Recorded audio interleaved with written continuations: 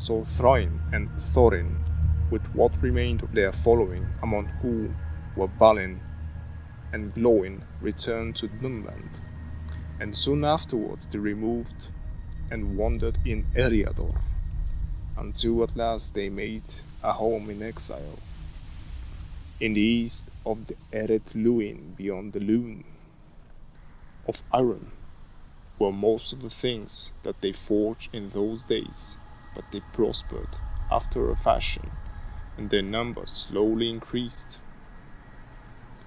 They had very few womenfolk. This Thrain's daughter was there. She was the mother of 𝗏 and 𝗏𝗏, who were born in the Eret Luin. Thorin had no wife, but as Thror had said, the ring needed gold to breed gold, and of that or any other precious metal they had little or none. Of this ring something may be said here. It has believed by the dwarves of Durin's folk to be the first of the 7 that was forged, and they say that it was given to the king of Khazad-dum, Durin III, by the elven smiths themselves, and not by Sauron, though doubtless his evil power was on it, since he had aided in the forging of all the 7, but the possessors of the ring did not display it or speak of it, and they seldom surrendered it until near death, so that others did not know for certain where it was bestowed. Some thought that it had remained in Khazad-dum, in the secret tombs of the kings, if they had not been discovered and plundered, but among the kindred of Durin's heir it was believed, wrongly, that Thror had worn it when he rashly returned there. What then had become of it they did not know. It was not found on the body of Azog. Nonetheless, it may well be, as the dwarves now believe, that Sauron, by his arts, had discovered who had this ring, the last to remain free, and that the singular misfortunes of the heirs of Durin were largely due to his malice, for the dwarves had proved untamable by his means. The only power over them that the rings wielded was to inflame their hearts with a greed of gold and precious things, so that if they lacked them all other good things seemed profitless, and they were filled with wrath and desire for vengeance on all who deprived them.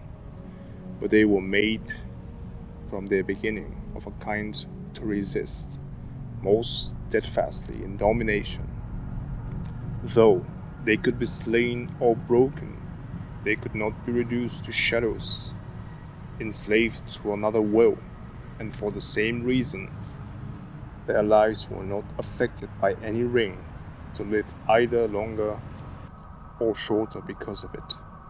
All the more did Sauron hate the possessors and desire to dispossess them.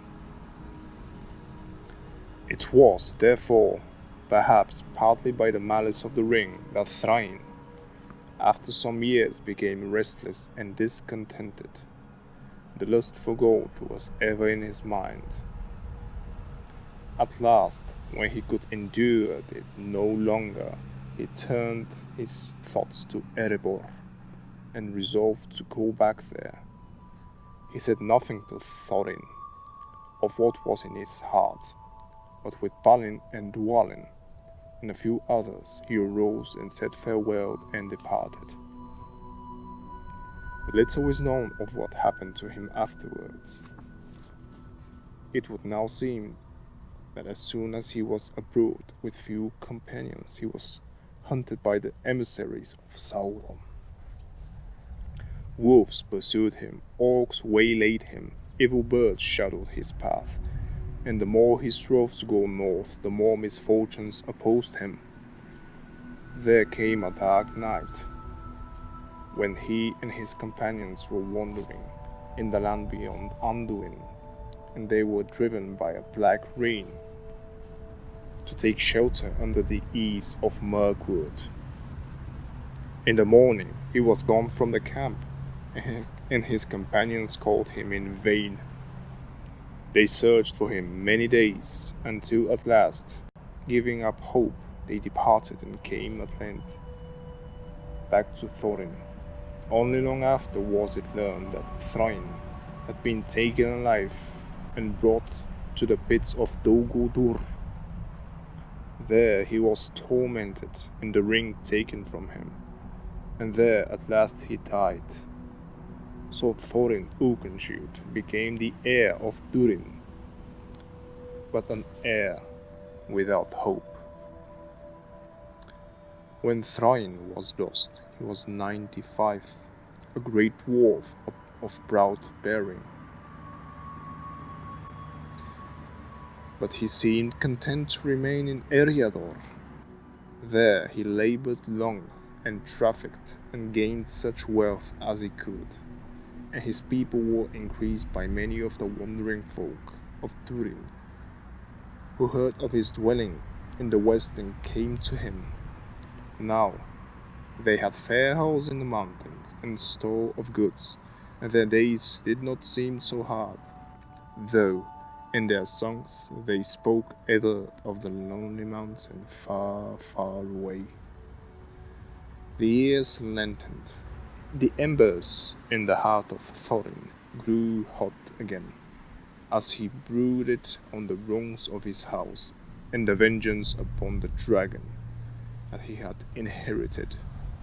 He thought of weapons and armies and alliances, as his great hammer rang in his forge.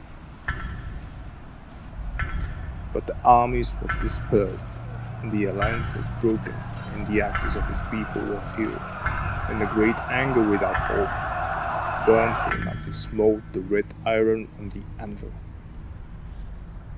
But at last there came about by chance a meeting between Gandalf and Thorin, and changed all the fortunes of the house of Durin, and led to other and greater ends beside.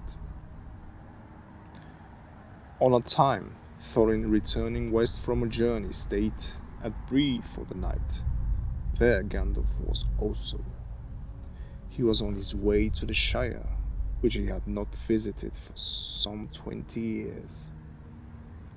He was weary, and thought to rest there for a while. Among many cares, he was troubled in mind by the perilous state of the north, because he knew then already that Sauron was plotting war, and intended, as soon as he felt strong enough, to attack Rivendell. But to resist any attempt from the east to regain the lands of Angmar, in the northern passes in the mountains, there